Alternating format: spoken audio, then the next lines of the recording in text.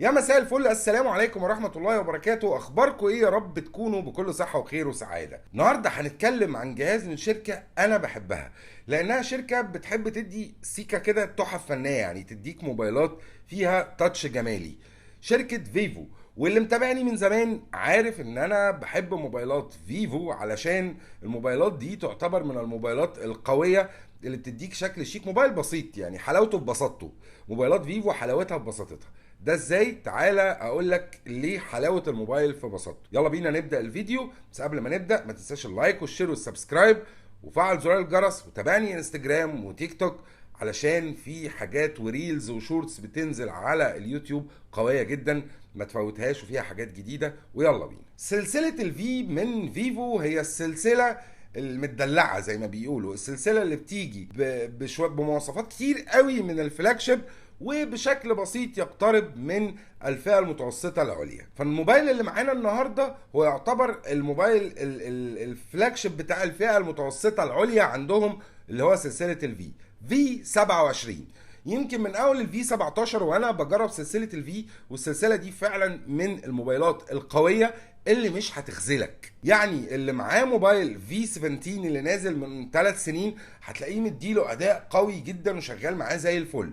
وده اعتقد اللي ناس كتير بتحتاجه في الموبايل، انها تاخد كاميرا كويسه، تاخد اداء كويس من الموبايل، تاخد موبايل يعيش معاها لفترات طويله، وخصوصا مع اختلاف الاسعار اللي حاصل دلوقتي. من الحاجات اللي بتميز موبايلات فيفو الوزن الخفيف مع الحجم الكبير للشاشه. موبايل في 27 بنتكلم على موبايل وزنه 180 جرام، في حين ان بتيجي شاشه 6.78، فهنا الموبايل يعتبر وزنه خفيف على حجمه. مع بطاريه 4600 ملي امبير، فهنا الوزن يعتبر ممتاز على حجم الموبايل وحجم البطاريه. الموبايل بيجي بظهر من الازاز، مع الحاجه اللي اتشهرت بيها فيفو في سلسله الفي، اللي هو تغير الالوان في الظهر. الموبايل مع انعكاس اشعه الشمس عليه او مع تخزين اشعه الشمس بيديك الوان مبهجه كده والوان لطيفه. دي حاجه حلوه انك تبقى ماسك موبايل بيتغير فما تزهقش ويديك شكل لطيف، وخصوصا مع الجراب الشفاف اللي بيجي في الكرتونه هتلاقي الموضوع لطيف جدا. الشاشه هنا من نوع اموليد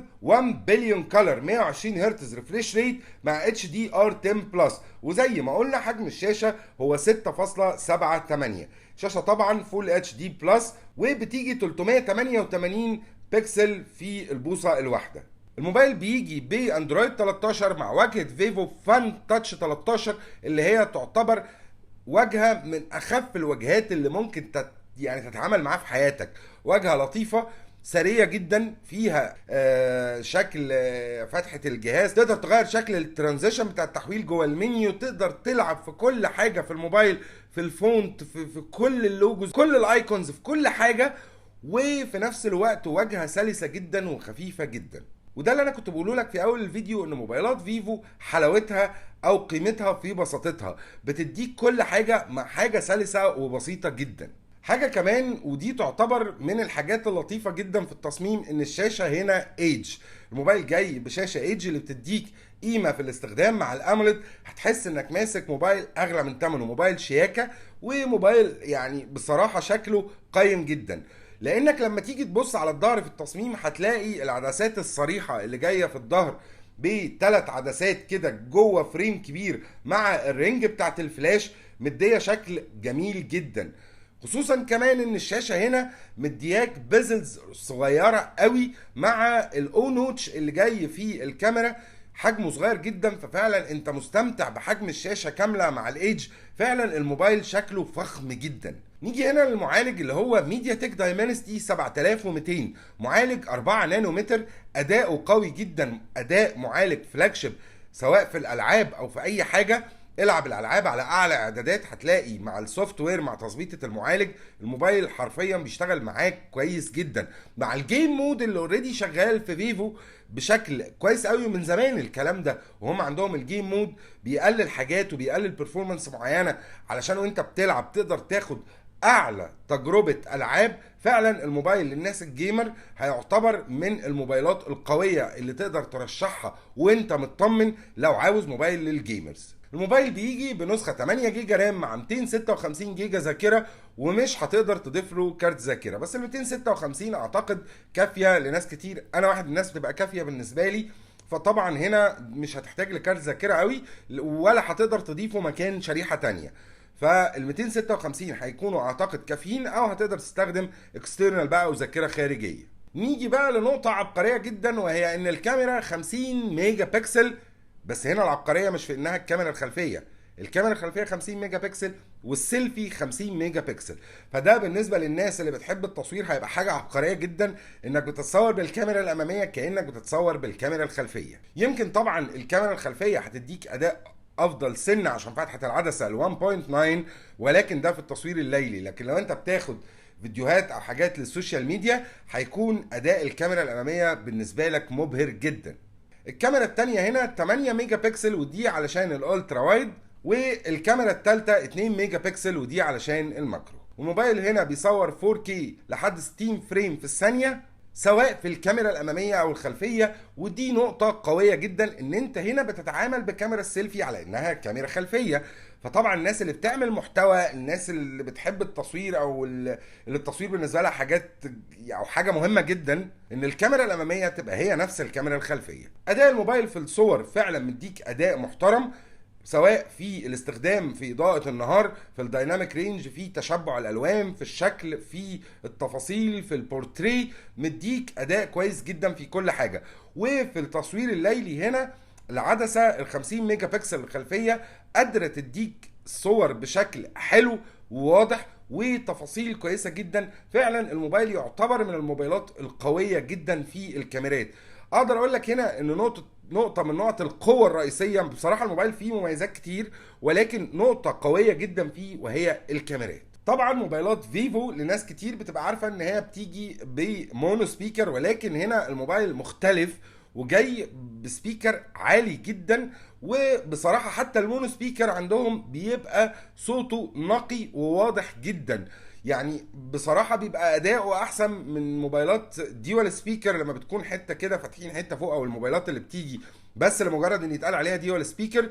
لكن فيفو هنا الصوت واضح جدا، ولكن زي ما احنا عارفين فيفو ما بتستخدمش مدخل التلاتة ونص في معظم موبايلاتها، خلاص ما بقاش بيستخدم مدخل التلاتة ونص، فهنا مدخل تايب سي فقط. لو اتكلمنا على اداء المستشعرات، طبعا اداء المستشعرات في الموبايل عظيمة جدا. فيفو تعتبر من مجموعه بي بي كي اللي هي بتديك افضل سوفت وير وموبايلات بنسبه اعطال تكاد تكون معدومه ان لم تكن معدومه فعلا. فهنا السوفت وير ثابت جدا مع معالج قوي مع كاميرات انت واخد توليفه كده على بعضها بصراحه حلوه جدا.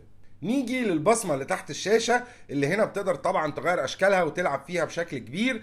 وعايز اقول لك ان البصمه هنا سريعه جدا استجابتها، وده بصراحه يمكن من اجيال من 3 سنين من فيفو وهم بيدوك بصمه تحت الشاشه عظيمه جدا. عايز اقول لك ان فيفو كانت من اوائل الشركات اللي عملت بصمه تحت الشاشه في اجهزتها من البدايه. مش متذكر، تقريبا كان في جهاز اسمه نيكس، ولكن هي من اوائل الشركات اللي عملت بصمه تحت الشاشه. خليني اقول لك ان فيفو شركه من الشركات اللي فعلا ساعات بتعمل اختراعات وبعض الشركات بتمشي وراها، وحاجات كتير قوي زي بصمه، زي الموبايل اللي بشاشتين والحاجات، يعني مش الفولد، انا بتكلم على الموبايل اللي بشاشتين. كان فيفو هي اول شركه، او الموبايل الكاميرا بوب اب كانت اول شركه تعمل الحاجات دي، وشركه فعلا بتدور على الاختراعات او انها تطلع حاجات جديده. البطاريه هنا 4600 ملي امبير مع شحن سريع 66 واط، بتتشحن من 0 ل 50% في 19 دقيقة، وبقية الموبايل كله ممكن يتشحن معاك فيما يقارب 45 دقيقة تقريبا. البطارية دي هتقعد معاك لو انت بتستخدم الموبايل هيفي بشكل جامد جدا، ممكن تقعد معاك لمدة مثلا 5 ل 6 ساعات، ومجرد انك هتحط الموبايل في الشحن تلت ساعة هتاخد عليهم 3-4 ساعات. فهنا البطارية مفيش عليها اي كلام. نتكلم هنا بقى عن نقطة مهمة جدا وهي التسعير. سعر الموبايل 16990 جنيه. لو انت فكرت في مضاعفة سعر الدولار عن الموديلات السابقة هتلاقي ان السعر كان المفروض يكون بنص السعر ده لولا تضاعف الدولار. ولو بصيت على الموبايلات التانية اللي متاحة في الفئة دي هتلاقي موبايلات بإمكانيات أقل جدا وبسعر مقارب من ده، وبرضه هتلاقي موبايلات متقاربة جدا من الموبايل ده وبسعر أعلى بكتير من الموبايل ده. فهنا اقدر اقول لك ان التسعير منطقي في ظل تسعير الدولار الجديد. لو هتسالني عن رايي في الموبايل، اقدر اقول لك ان الموبايل يعتبر موبايل اقرب لانه يكون فلاج شيب، سواء في التصميم، سواء في نوع الشاشه، سواء في الكاميرات، في حاجات كتير قوي. ولكن هو يعتبر بنص سعر الفلاج شيب حاليا اللي هو القوي. لكن هتاخد موبايل هيعيش معاك فتره طويله، موبايل اداؤه قوي، كاميرات قويه، معالج للالعاب كويس جدا. في السعر ده للاسف بتاخد موبايلات اقل من سعره ده. خلاص يا جماعه، بقى سعر الموبايلات اللي هي كانت زمان ب 8000 جنيه وب 7000 جنيه، يعني هو ده بقى التسعير المنطقي او الطبيعي بتاعها طبقا لسعر الدولار. فهنا برضو اقدر اقول لك انت لازم لما تيجي تشتري موبايل قوي تختار براند قوي يديك موبايل يعيش معاك، وفي نفس الوقت تبقى واخد موبايل شكله ما يقدمش بعد فتره، ما تحسش ان في حاجه جديده. فهنا الموبايل بيجمع لك الحاجات دي مع بعض. ولو انت محتاج موبايل في الفئه دي ومحتاج موبايل بالشكل ده، اقدر اقول لك ان الموبايل عبقري في حته الكاميرا الخلفيه والاماميه واداء المعالج القوي. بشكركم، يا رب ما كنتش طولت عليكم، وما تنسوش اللايك والشير والسبسكرايب وتتابعوني على الانستجرام والتيك توك، واشوفكم ان شاء الله في فيديوهات جايه. سلام.